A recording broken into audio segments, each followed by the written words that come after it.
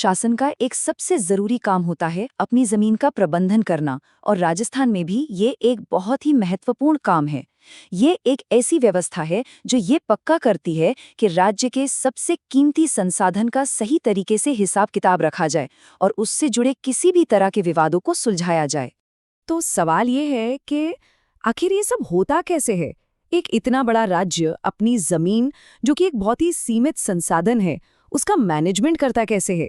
आज के इस विश्लेषण में हम इसी सवाल का जवाब समझेंगे। और इसका जवाब हमें मिलता है एक बहुत ही अहम कानून से, राजस्थान भू राजस्व अधिनियम 1956। ये एक्ट एक तरह से राज्य में भूमि प्रशासन के पूरे सिस्टम के लिए एक नियम पुस्तिका है, एक रूल बुक जो हर चीज की नींव रखती है। तो चलिए इस पूरे सिस्टम को समझने के लिए एकदम ऊपर से शुरू करते हैं, इसके शिखर से। देखते हैं कि इस पूरी प्रणाली में सर्वोच्च संस्था कौन सी है। तो सबसे ऊपर है राजस्व मंडल, या जिसे हम बोर्ड ऑफ रेवेन्यू भी कहते हैं। ये राजस्थान में राजस्व मामलों में सबसे बड़ी अथॉरिटी है। इसका मुख्य काम है रेवेन्यू अधिकारियों पर नजर रखना और ये सुनिश्चित करना कि जमीन से जुड़े कानून सही तरीके से लागू हो रहे हैं। अब इसकी शक्तियां ना वाकई में काफी दिलचस्प है, क्योंकि ये सिर्फ एक एडमिनिस्ट्रेटिव बॉडी नहीं है। ये निचली अदालतों के फैसलों के खिलाफ अपील सुनता है, किसी भी फैसले की समीक्षा करके उसमें सुधार कर सकता है, पूरे राज्य के राजस्व अधिकारियों को कंट्रोल करता है, कानून को सही से लागू करने के लिए नियम बनाता है, और सबसे जरूरी बात, ये भूमि विवादों के लिए राज्य की सबसे बड़ी राजस्व अदालत के तौर पर भी काम करता है।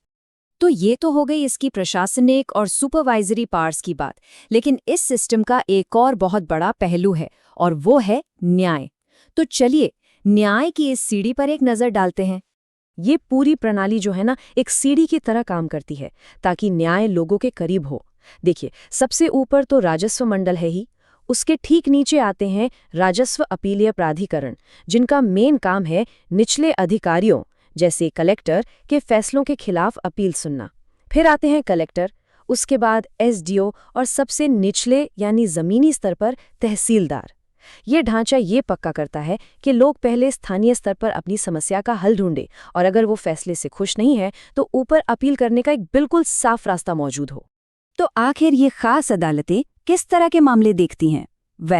इसमें कई तरह के विवाद आते हैं, जैसे कि कृषि भूमि के मालिकों और किराएदारों के बीच के मसले, खेतों की मेड़ या सीमाओं को लेकर होने वाले झगड़े, जमीन के टैक्स यानी भू राजस्व से जुड़े मामले, और हाँ, सरकारी रिकॉर्ड में जमीन का असली मालिक कौन है, इससे जुड़े विवादों पर भी यही अदालतें फैसला सुनाती हैं। चलिए अब अदालतों से थोड़ा हटकर उन अधिकारियों पर फोकस करते हैं जो जमीनी स्तर पर इस पूरी व्यवस्था को चलाते हैं। एक राजस्व अधिकारी जैसे कि कलेक्टर हो गए या तहसीलदार, वो असल में दोहरी भूमिका निभाते हैं। एक तरफ तो वो प्रशासनिक काम करते हैं, जैसे टैक्स इकट्ठा करना, जमीन के सारे रिकॉर्ड्स को मेंटेन करना, और दूसरी तरफ उनके पास न्यायिक शक्तियां भी होती हैं, जिससे वो अपनी अदालत में राजस्व मामलों की सुनवाई कर सकते हैं और विवादों पर फैसला भी सुना सकते हैं। और हाँ, एक बात जानना यहाँ पर बेहद जरूरी है, वो ये कि ये जो मामले हैं ना, ये आमतौर पर सामान्य सिविल कोर्ट्स में नहीं जाते।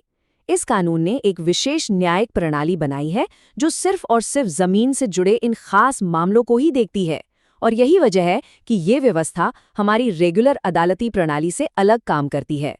तो कुल मिलाकर इस पूरी संरचना का मतलब क्या है?